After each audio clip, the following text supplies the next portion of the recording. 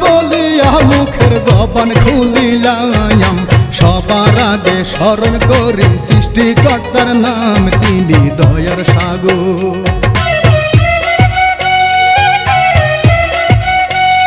বলি এক ঘটনা বন্ধু জনা শুনেন দিয়া ময়ম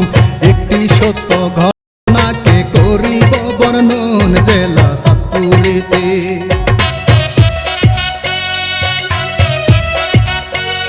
জেলা সাতপুরেতে মধ্য অঞ্চল হাজীগঞ্জ থানায় 2000 সালে ঘটিল সত্য এই ঘটনা একটি ছোট্ট গায়ে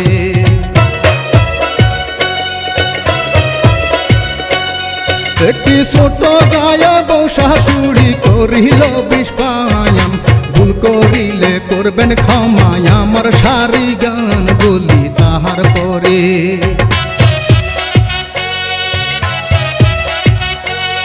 বলি তাহার পরে কাশিমপুরে ছিল এক ছেলে আড্ডা মারতো চলার পথে বন্ধু মিলিলে শুধু ঘুরে ফিরে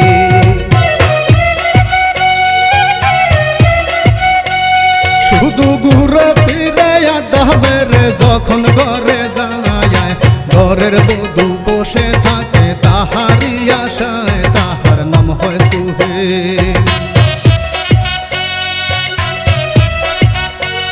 তাহার নাম হয় সুহেল বউ আর মা তিনজনের সংসার বউয়ে বলে কিছু একটা করা যে দরকার কেন ঘুরো ফিরো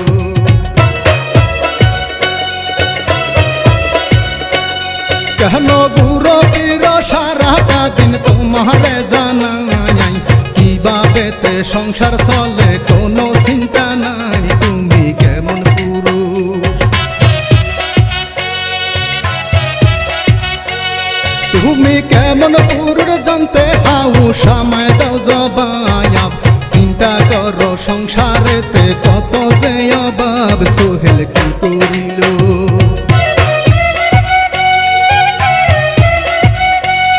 সোহেল কি করিল শুয়ে গেল যখন সকাল হয় মাহা বউয়ের কাছে সোহেল বিদায় নিয়ে নে যাবে শহরেতে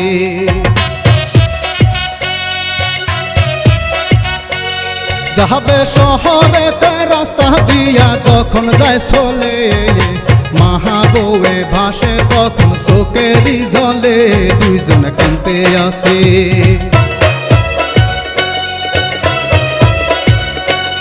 দুজন কাঁদতে আসে রাস্তার পাশে গলা জড়াইয়া এইদিকেতে সুহেল উঠলো গাড়িতে যাইয়া যখন নেমে গেল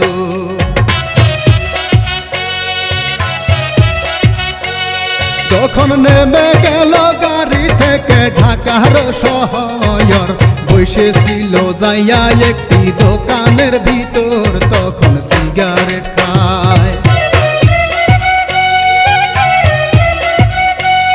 তখন সিগারেট খায় বসে বসে চায়ের দোকানে কি করিবে কোথায় যাবে ভাবে মনে মনে একজন দেখতে পেল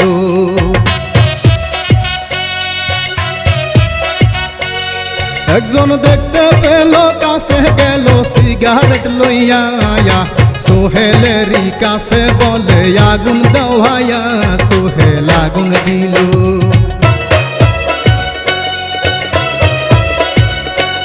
সোহেল আগুন দিল জিজ্ঞাসিল তখন সেই লোকে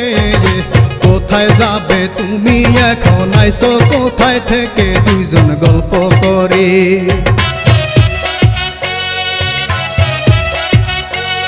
দুজন গল্প করে তাহার পরে বন্ধু হইয়া যায় সোহেল বলে এখন আমি কি করি উপায় দুইজন বন্ধু হলো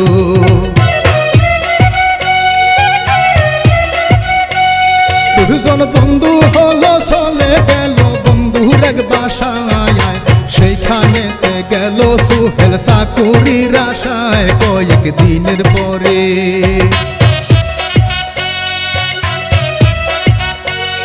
কয়েক দিনের পরে ধীরে ধীরে হয়ে যায় খারাপ সিটিং বন্ধু করে শুধু আজে বাজে আলাপ একদিন রাস্তার মোড়ে।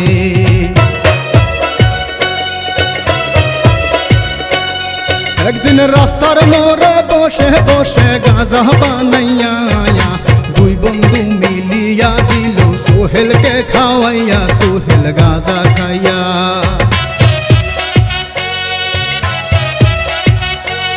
সোহেল গাঁজা খাইয়া মজা পাইয়া নেশাহারি ঘুরে, দিবানিশি নেশা করে বসে রাস্তার মোড়ে। হঠাৎ বন্ধু এলো,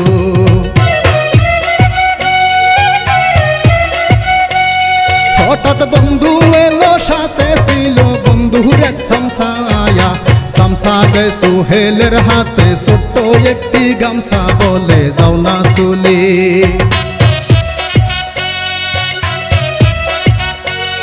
বলে যাও না চলে, রাস্তার মোড়ে দুইজন লোক পাবে, তাদের হাতে গামছা খানা তুলিয়া দিবে। সোহেল চলে গেল,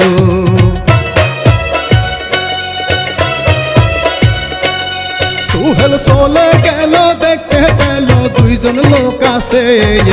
গামছা খানা দিয়ে দিল লোকজনের কাছে, দিয়ে চলে এলো।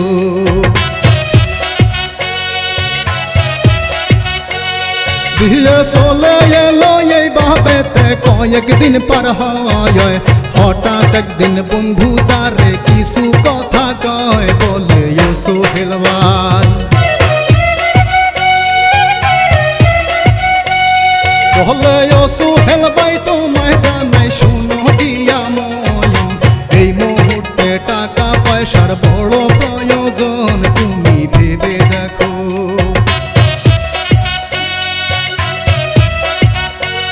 তুমি ভেবে দেখো যে ব্যবসাটি করতেছি আমি, খুশি হব এই ব্যবসাটি বুঝে নিলে তুমি। তখন সোহেল বলে,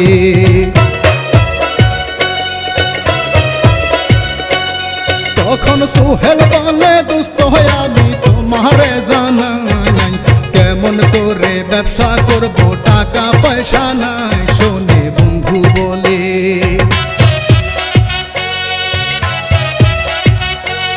শুনে বন্ধু বলে আমায় তুমি 1 লাখ টাকা দাও, আমার সকল কিছু তুমি তোমার করে নাও, দেব দলিল করে।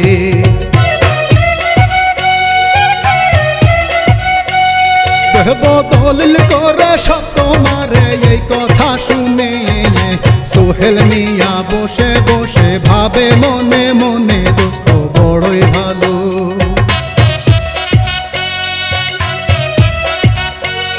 দোস্ত বড়ই ভালো, রাজি হলো দোস্তের কাছে কয়, টাকার কথা শুনে সিটিং বড়ই খুশি হয়, ঘরে চলে গেল।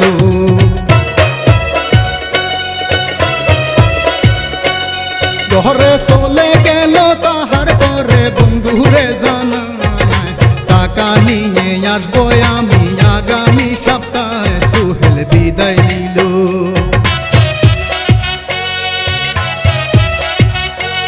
সোহেল বিদায় নিল, চলে গেল দেশের বাড়িতে। এমন সময় মাহা বউয়ে পারে দেখিতে, বউয়ে জিজ্ঞেসিল,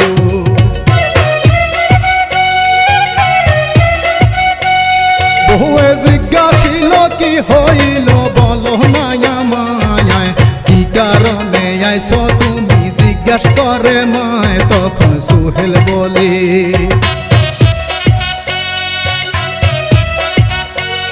তখন সোহেল বলে যাব চলে থাকতে আসি নাই, একটা ব্যবসা পাইছি আমি তোমাদের জানাই, হব কোটিপতি।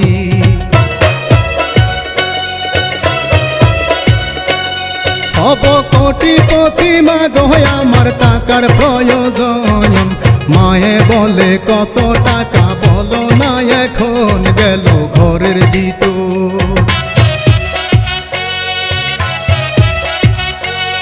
গেল ঘরের ভিতর, বসে বসে যুক্তি করে ভাই। সোহেল বলে যে বাবে হয় 1 লাখ টাকা চাই, না হয় জীবন দেব।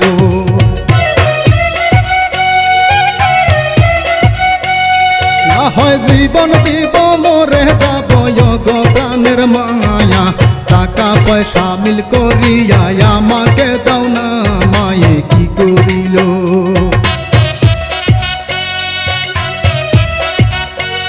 ভাইয়ে কি করিল চলে গেল মেম্বারের বাড়ি মেম্বারকে বলিল তোমার হাতে পায়ে ধরি তখন মেম্বার বলে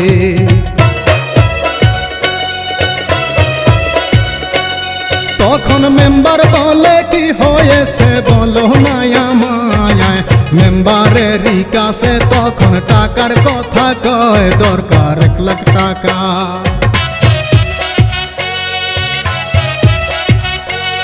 দরকার 1 লাখ টাকা দাও না আমায় তোমারে জানাই মেম্বার বলে এত টাকা আমার কাছে নাই আমায় ক্ষমা করো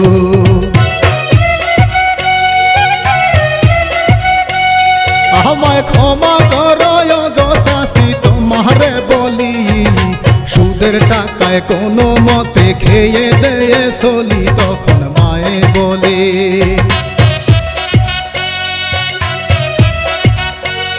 তখন মায়ে বলে সুদে নেব টাকার যে দরকার মেম্বার বলে আমার কাছে আছে 20,000 নিলে নিতে পারো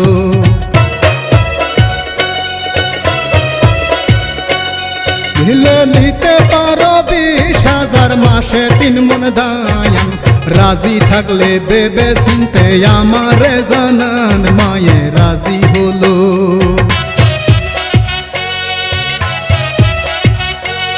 মায়ে রাজি হলো মেম্বার গেল টাকা আনিতে টাকা এনে দিয়ে দিল মায়ের হাতে মায়ে চলে গেল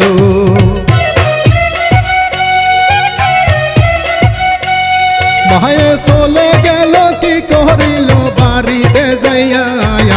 লেপের নিচে টাকাগুলো রাখলো লুকাইয়া বোঝায় রাস্তা দিয়া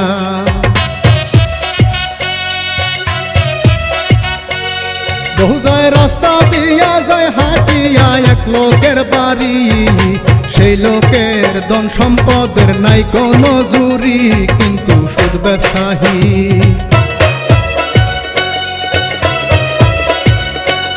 কিন্তু সুদ ব্যবসায়ী সুদের কারবারে করিয়া খায় তাহার ঘরের দরজায় গিয়ে সোহেলের বউ দাঁড়ায় সেই লোক জিজ্ঞেস করে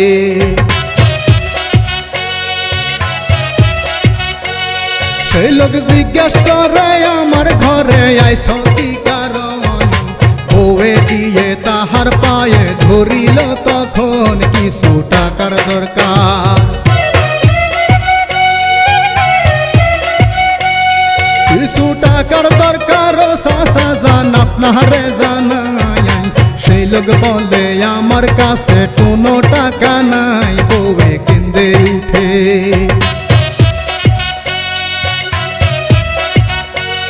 বউয়ে কেঁদে উঠে ধরে হাতে টাকার প্রয়োজন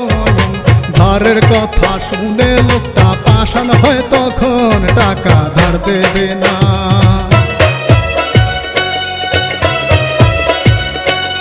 টাকা ধার দেবে না সুদে দেবে কয় টাকা দরকার ভালো করে জানো আমার সুদেরই কারবার বউয়ে রাজি হলো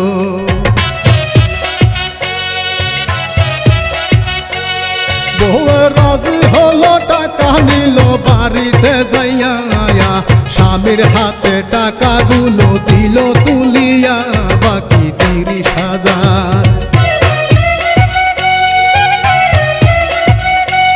বাকি 30,000 টাকার দরকার কোথায় গেলে পাই সোহেল মিয়া চিন্তা করে কি হবে উপায় করে রাস্তা পথে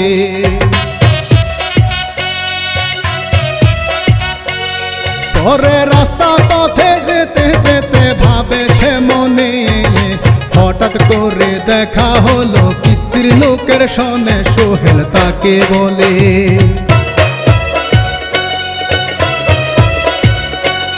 সোহেল তাকে বলে ও অফিসার আপনারে জানাই 30,000 টাকার জন্য কিস্তি নিতে চাই তখন অফিসারে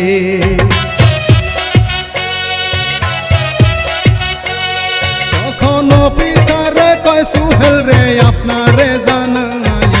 দলিল ছাড়া লোন হবে না এখন আমি যাই পরে দেখা হবে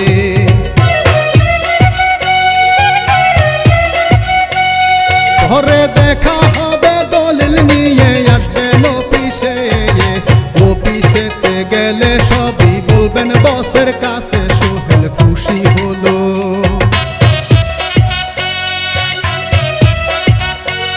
সুহেল খুশি হলো চলে গেল দুইজন দুই পথে পরের দিন দলিল নিয়ে গেল অফিসেতে বসে দলিল দেখে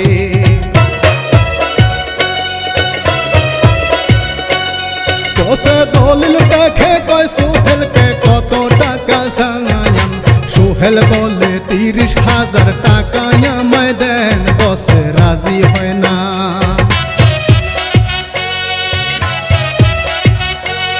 বসে রাজি হয় না দিতে চায় না 30,000 টাকা জামিনদার নাই কোন কারণে আইছো তুমি একা তখন সুহেল বলে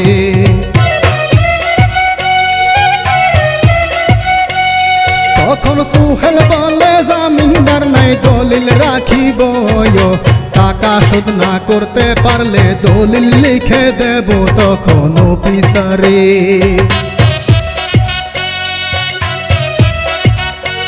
অফিসার রাজি হলো টাকা দিল সুহেলের হাতে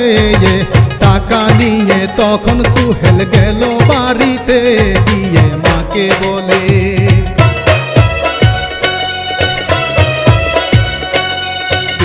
মাকে বলে যাব চলে ঢাকা শহরে অল্প কয়দিন কষ্ট করো থাকো ধৈর্য ধরে সুহেল বিদায় নিল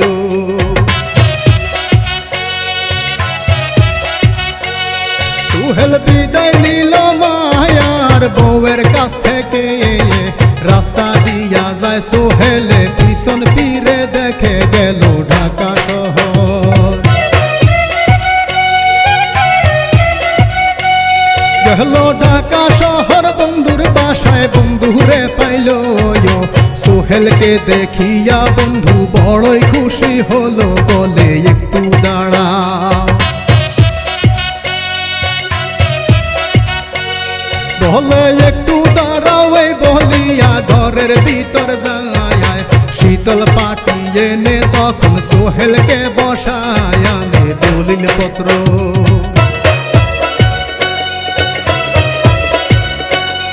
আনে দলিল পত্র টাকা নিয়া সাইন করে দিল খুশিতে সোহেলের পরাণ নাচিয়া উঠিল বন্ধু চলে গেল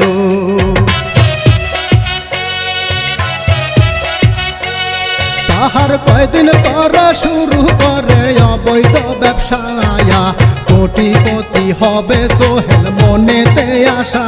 একদিন মোবাইল ফোনে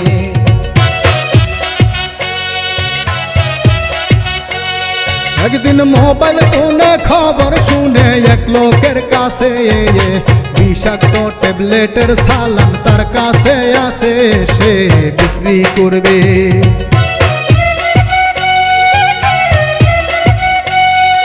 সে বিক্রি করবে কিনে নেবে আসিতে বলে লেনদেন করার সময় তখন সাংবাদিকে দেখে তাদের ছবি তোলে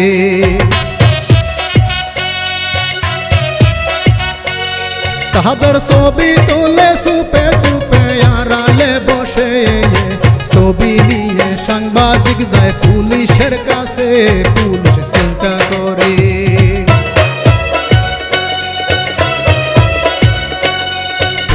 চিন্তা করে ফাইলে তারে বন্দি করিব বিষাক্ত ট্যাবলেটের মামলায় হাজত খাটাবো কঠিন মামলা দেব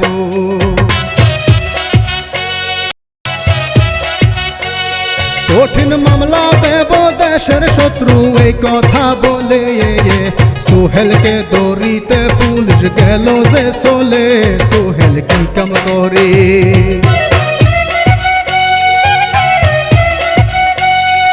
সোহেল কি কাম করে আড্ডা মারে বন্ধুদের নিয়া পুলিশের নজরে সোহেল গেল পড়িয়া সোহেল নেশার গুরে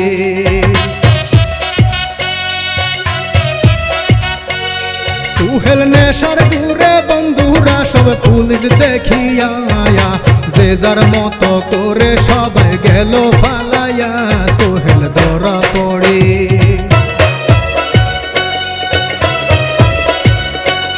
সোহেল ধরা পড়ে পুলিশ তারে ধরিয়া নিল জেলখানাতে নিয়ে তারে বন্দি করিল বলি তাহার পরে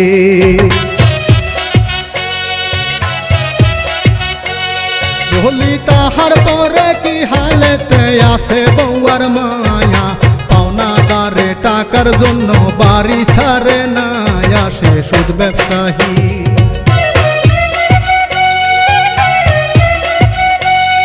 আসে সুদ ব্যবসায়ী কয় ডাকিয়া বাড়ি থেকে আসে পাওনা টাকার জন্য আইসি টাকা গুলো দেন কোনো সাড়া পায় না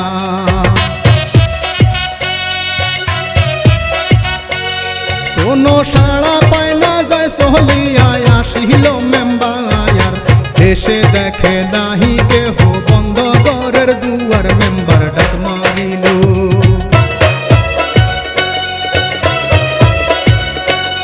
মেম্বার ডাক মারিল খুলে ঘরের দরজা তখন মায়া মেম্বারে তাহার কাছে টাকার কথা কয় তখন মায়ে বলে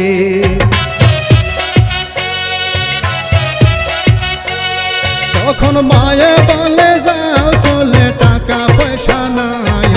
শোধ করিয়া দেব টাকা তোমারে জানাই আইসো কয়দিন পরে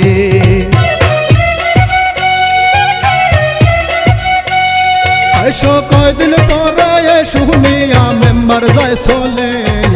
যাহাই কিস্তিওয়ালায় আসে তাদের বাড়িতে এসে ডাক মারিল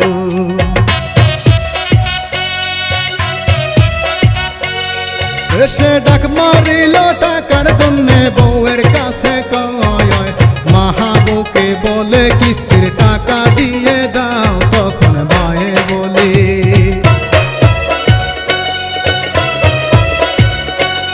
তখন মায়ে বলে আমার ছেলের খবর বার্তা নাই কিভাবে তে টাকা দেব তোমারে জানাই আসি বড় কষ্টে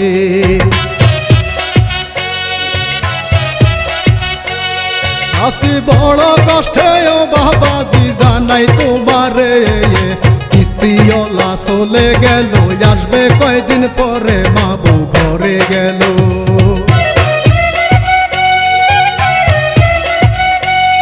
মা বউ ঘরে গেল এইদিকে সোহেল কি করে জেলখানাতে দিবানিশি কান্দিয়া মরে এলো পরের সপ্তাহ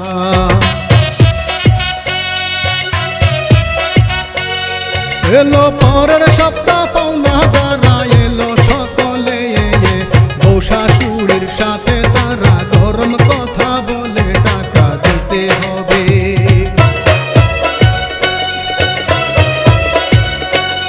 টাকা দিতে হবে টাকা ছাড়াই আমরা যাব না বউ শাশুড়ি বলে টাকা দিতে পারবো না আমাদের ক্ষমা করো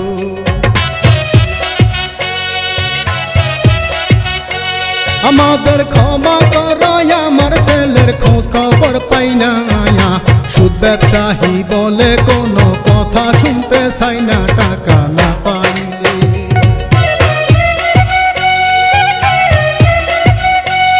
টাকা না পাইলে নেব বলে তোমার ঘরের বউ দেখবো আমি বাধা দিতে আসেনি কি কেউ বউয়ের হাত ধরিল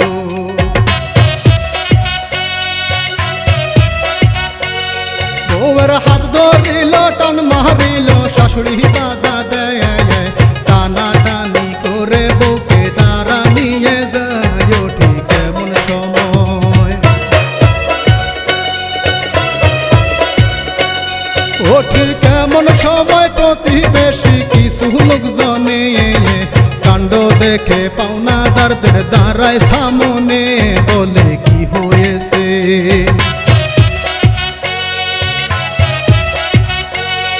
বলে কি হয়েছে কোন কারণে, নাও তাদের ধরে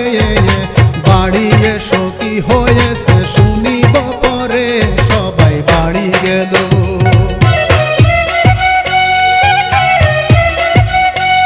সবাই বাড়ি গেল, জিজ্ঞাসিল পাওনাদারদের ঠায়। সকলে মিলিয়া বলে পাওনা টাকা চাই, 3 মাস গত হলো।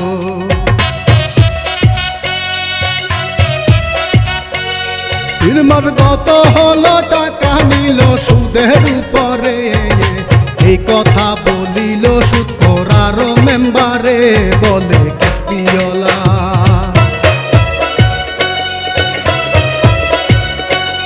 বলে কিস্তিওয়ালা 3 মাস হলো টাকা আনিল, আজ পর্যন্ত কিস্তির কোনো টাকা না দিল। শুনে প্রতিবেশী,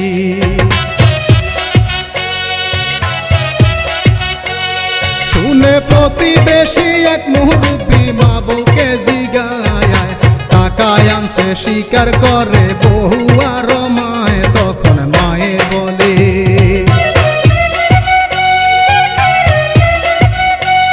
তখন মায়ে বলে টাকা হলে দেব সব টাকা। আমার ছেলে ব্যবসা করতে গিয়েছে ঢাকা, তাহার খবর পাই না।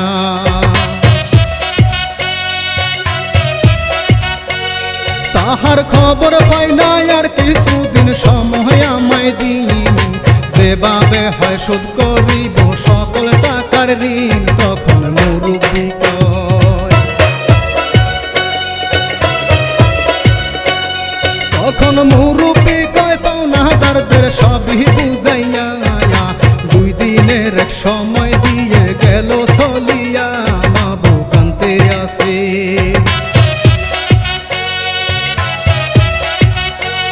মা বউ কানতে আসে, কেন্দে কেন্দে ঘরে চলে যায়। সোহেল যে কান্দিতে আসে বসে জেলখানায়, হায় রে ভাগ্যের খেলা।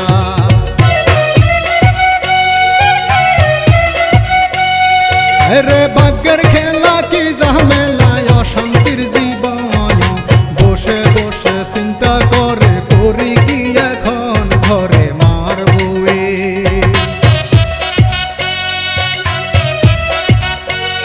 ঘরে মায়ার বউয়ে কেন্দে কেন্দে তখন বুক ভাসায়। কোথায় পাবো টাকা পয়সা, করি কি উপায়। তখন বউয়ে বলে,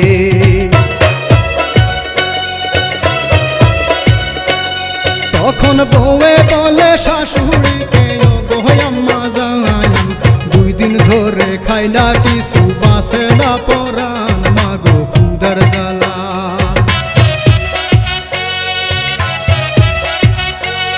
মাগো ক্ষুধার জ্বালা, বড় জ্বালা পরাণে সয় না। মা জননী কেন্দে কেন্দে দেয় যে সান্ত্বনা, সোহেল ছাড়া পেল।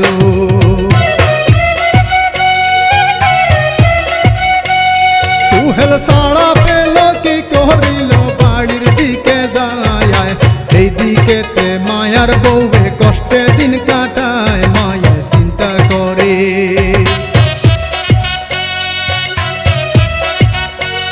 মায়ে চিন্তা করে, কাল সকালে আসবে পাওনাদার। কিভাবেতে কি করিব বাঁচতে চাই না আর। তখন মনের দুঃখে,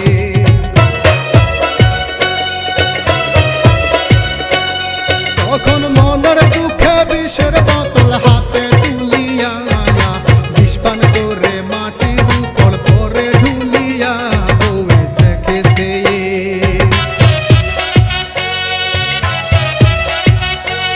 বউয়ে দেখেছে পড়লো শুয়ে তাহার শাশুড়ি। নাকের সামনে শুকে দেখে বোতলটি ধরি, বিষের গন্ধ পেল।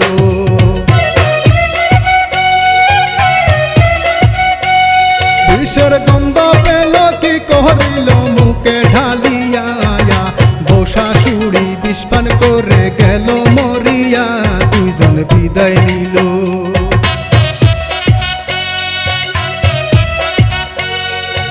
বিজন বিদায় নিল বাড়ি এলো পাওনাদারের দল এসে দেখে বাড়িতে নাই কোনো কোলাহল হঠাৎ সে দেখে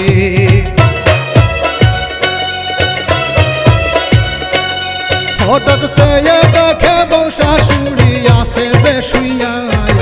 পাওনাদাররা ঘরের ভিতর গেল ঢুকিয়া দিয়ে ডাক মারিল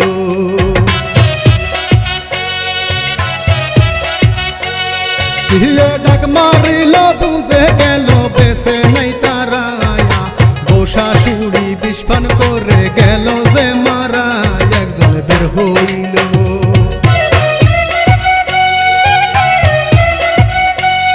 একজন বের হইল ডাক মারিল কে আসেন কোথায় আশেপাশের লোকজন তখন লাশের কাছে যায় সবাই চিন্তা করে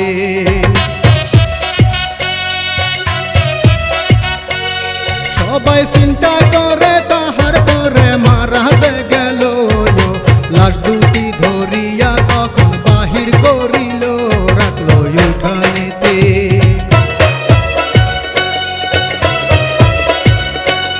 রাখলো উঠানেতে এই দিকেতে যত পাওনাদার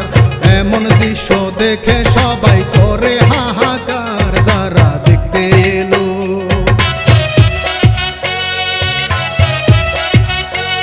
যারা দেখতে এলো দেখে সবাই নীরব হইয়া প্রতিবেশী কান্দে সবাই লাশটি দেখিয়া এইবার সোহেল এলো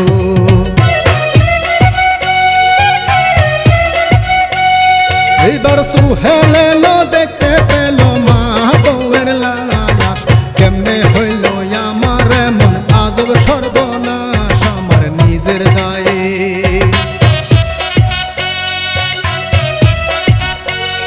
আমার নিজের দায়ে মা বউয়ে গেল মরিয়া কারে আর ডাকিব আমি মাহা বলিয়া লোকজন দেশান্তনা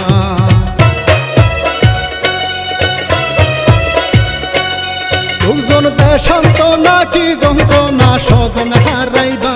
আর কি আর হবে বেঁচে থেকে দুনিয়ার মাঝার বুকের বাপা জোরে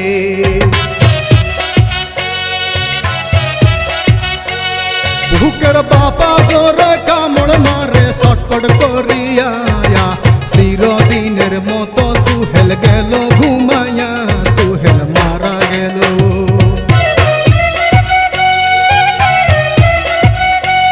সোহেল মারা গেল একজন লোকে দেখে কান পেতে ভাবে তখন বেছে নেই আর সোহেল দুনিয়াতে লোকটি হায় হায় করে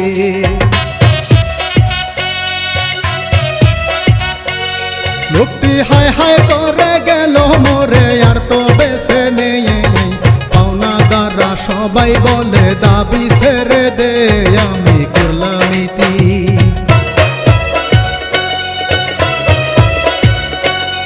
আমি করলাম ইতি বুন কুটি করিবেন ক্ষমা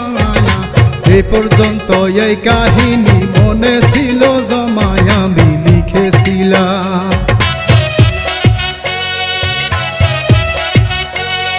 আমি লিখেছিলাম গেয়েছিলাম দুঃখের সারি আমি শিল্পী বীর মোহাম্মদ চাঁদপুর জেলায় বাড়ি সবাই করবেন দোয়া।